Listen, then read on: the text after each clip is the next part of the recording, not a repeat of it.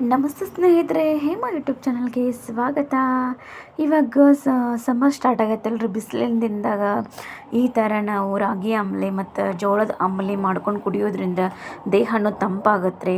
So ಅದಕ್ಕೆ ರಾಗಿ ಅಂಬಲಿ ಹೇಗೆ ಮಾಡೋದು ಅಂತ ನೋಡ್ಕೊಂಬರೋಣ ರೀ. ಅದಕ್ಕಿಂತ ಮುಂಚೆ ಇನ್ನೂ ಯಾರು ನನ್ನ ಚಾನಲ್ನ ಸಬ್ಸ್ಕ್ರೈಬ್ ಮಾಡಿಲ್ಲ, ಪ್ಲೀಸ್ ಸಬ್ಸ್ಕ್ರೈಬ್ ಮಾಡಿ ಮತ್ತು ವಿಡಿಯೋನ ಪೂರ್ತಿಯಾಗಿ ನೋಡಿ. ಓಕೆ, ಬರ್ರಿ ಇವಾಗ ಚಾಲೂ ಮಾಡೋಣ ರೀ. ನಾನು ರಾಗಿ ಹಿಟ್ಟು ಒಳಗೆ 1 ಕಪ್ ಆಗುವಷ್ಟು ಮೊಸರನ್ನ ಹಾಕಿ ನಾನು ಇಡೀ ರಾತ್ರಿ ನೆನೆಯಲಿಕ್ಕೆ ಇಟ್ಟಿದ್ದೆ ರೀ. ಇದನ್ನು ಇಡೀ ರಾತ್ರಿ ನೆನೆಲಿಕ್ಕೆ ಇಡಬೇಕು, ಯಾಕಂದ್ರೆ ಹುಳಿ ಬರಬೇಕಲ್ರಿ. ಸೊ ಅದಕ್ಕೆ ಮತ್ತು ನಾನು ಇವಾಗ ಉಳ್ಳಾಗಡ್ಡಿ ಸಣ್ಣಕ್ಕೆ ಹೆರ್ಚ್ಕೊಂಡು ಇಟ್ಕೊಂಡೇನಿ ರೀ.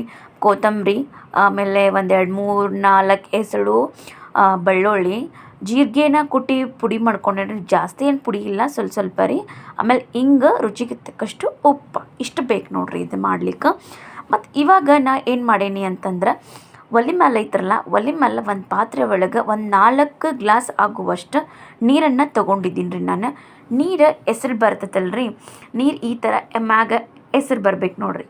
ಈ ಥರ ಬಂತಂದ್ರೆ ನಾವು ಏನು ಮಾಡ್ಬೇಕಂತಂದ್ರೆ ಉಪ್ಪನ್ನು ಹಾಕ್ಕೋಬೇಕ್ರಿ. ಉಪ್ಪನ್ನು ನೋಡ್ಕೊಂಡು ಹಾಕೋರಿ ರುಚಿಗೆ ತಕ್ಕಷ್ಟು.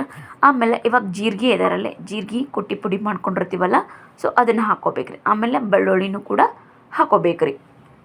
ಯಾಕೆ ನಾವು ಈಗ ನೀರೊಳಗೆ ಹಾಕೋಬೇಕಂತಂದ್ರೆ, ಅದು ನೀರು ಕುದೀತಿರ್ತೈತಲ್ರಿ. ಕುದೀತಿರುವಾಗ ಬೆಳ್ಳುಳ್ಳಿ ಮತ್ತು ಜೀರಿಗೆ ಪೌಡ್ರ್ ಇರ್ತಲ್ರಿ, ಅದು ಘಮ ಕೊಡುತ್ತೆ, ಅಂದ್ರೆ ರುಚಿ ಕೊಡುತ್ತೆ. ಅದು ಚೆನ್ನಾಗಿ ಬೇಯಲಿಕ್ಕೆ ಸಹಾಯ ಮಾಡಿದ್ರಿ. ಆಮೇಲೆ ಸ್ವಲ್ಪ ಎರಡೇ ಸ್ಪೂನ್ ಏನು ಮಾಡಿರಿ, ಸ್ವಲ್ಪ ಎಣ್ಣೆನ ಹಾಕ್ಕೊಳ್ರಿ. ಓಕೆ, ಎಣ್ಣೆನ ಹಾಕ್ಕೊಳ್ರಿ. ಆಮೇಲೆ ಏನು ಮಾಡಿರಿ ಅಂತಂದ್ರೆ, ಅದು ನೀವು ಸ್ವಲ್ಪ ಕುದೀತೈತಿ ಅನ್ನೋದ್ರೊಳಗೆ ನಾವೇನು ಮಾಡ್ಬೇಕಂದ್ರೆ, ಹಿಟ್ಟಿರ್ತೈತಲ್ರಿ, ರಾತ್ರಿ ಪೂರ ಮೊಸರೊಳಗೆ ನೆನಿಟ್ಟಿರ್ತೀವಲ್ರಿ ಹಿಟ್ಟನ್ನು, ನಾವೇನು ಮಾಡ್ಬೇಕಂದ್ರೆ ಇದ್ರೊಳಗೆ ಹಾಕಿ ಈ ಥರ ಕಲಿಸ್ಕೋಬೇಕ್ರಿ ನೀಟಾಗಿ. ಗಂಟುಗಳು ಬರಂಗೆ ಇಲ್ಲ ಬಿಡ್ರಿ, ಬರದೇ ಇರೋ ಆಗ ನಾವು ಈ ಥರ ಕಲಿಸ್ಕೋಬೇಕು ನೋಡಿರಿ. ಪೂರ್ತಿ ಹಿಟ್ಟನ್ನು ಎಲ್ಲನೂ ಹಾಕ್ಕೊಂಡ್ಬಿಟ್ಟು ಕಲಿಸ್ಕೊಳ್ರಿ. ಮತ್ತು ಇವಾಗ ಇದು ಕುದೀತಿರ್ತೈತ್ರಲ್ಲ, ಕುದೀತಿರುವಾಗನೇ ನಾವೇನು ಮಾಡ್ಬೇಕಂದ್ರೆ ಉಳ್ಳಾಗಡ್ಡಿ ಹಾಕ್ಕೋಬೇಕ್ರಿ. ಉಳ್ಳಾಗಡ್ಡಿ ಹಾಕ್ಕೋಬೇಕು ನೋಡಿರಿ. ಸ್ವಲ್ಪ ಈ ಥರ ತಿರುಗಿಸ್ಕೊಳ್ರಿ, ಅದನ್ನು ನೀಟಾಗಿ ತಿರುಗಿಸ್ಕೊಳ್ರಿ. ಕುದ್ದಷ್ಟು ರುಚಿ ಬರತ್ತೆ ರೀ. ಮತ್ತು ಇದು ಆರ್ದಂಗೆ ಏನಾಗುತ್ತೆ, ಗಟ್ಟಿ ಆಗ್ತಾ ಬರತ್ತೆ ರೀ. ಸೊ ಮತ್ತು ಇದು ಹೆಂಗೆ ಆರ್ತೈತಲ್ರಿ, ಆರಿದ್ಮೇಲೆ ಕುಡಿಲಿಕ್ಕೆ ಭಾರಿ ಮಜಾ ಬರತ್ತೆ ರೀ. ಅಂದ್ರೆ ಟೇಸ್ಟಿಯಾಗಿ ಬರತ್ತೆ ರೀ.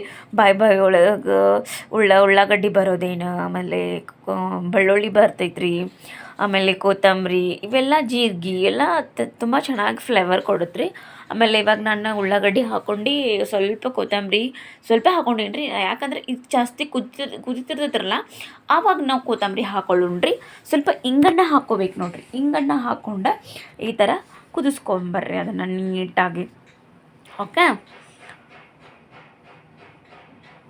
ಇದು ನೋಡಿರಿ, ಇವಾಗ ಹೀಗೆ ಕುದಿತೈತೆ ನೋಡಿರಿ. ಹಿಂಗೆ ಕುದಿಬೇಕು ನೋಡಿರಿ. ಅದು ಕುದು ಮೇಲೆ ಉಕ್ಕಿ ಬರೋವರೆಗೂ ಇವಾಗ ಕೊತ್ತಂಬರಿ ಹಾಕೋರಿ. ನಾವು ಕೊತ್ತಂಬರಿ ಹಾಕ್ಕೊಳ್ತೀನಿ ರೀ. ಈ ಕುದಿಯೋ ಒಳಗೆ ಕೊತ್ತಂಬರಿ ಹಾಕೋದ್ರಿಂದ ಏನಾಗುತ್ತೆ ಅಂದ್ರೆ ರುಚಿ ಕೊಡುತ್ತೆ ರೀ. ಅದು ಘಮ ಕೊಡುತ್ತೆ, ರುಚಿ ಕೊಡುತ್ತೆ.